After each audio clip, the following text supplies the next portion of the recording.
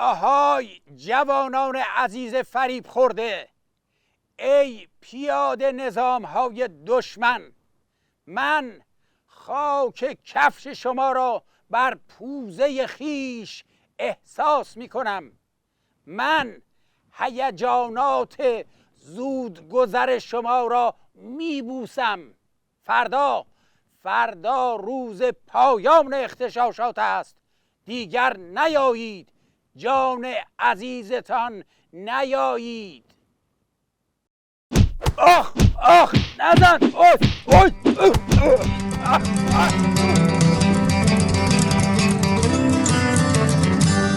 آهای جوانان دلبند اغتشاشگر، ای کسانی که عظما را آب لمبو کردید، من لگد چرخشی شما را بر آرواره های ولایت مدار خود لمس کردم.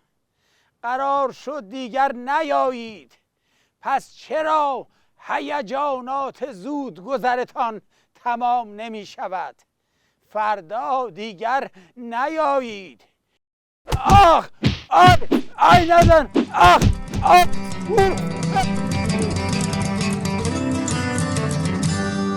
ای جوانان غیور ضد نظام، ای کسانی که فتنه‌گری قلوب از قلوبتان می جوشد، من ناز شما را می خرم. من دماغم را به مشت شما می مالم. هم توپ را به دروازه عظما چسباندید، هم جشن گرفتید.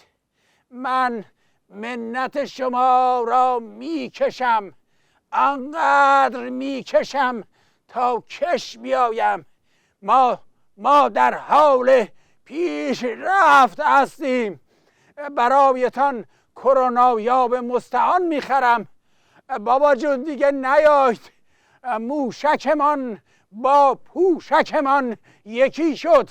دیگر نیایید. خب نه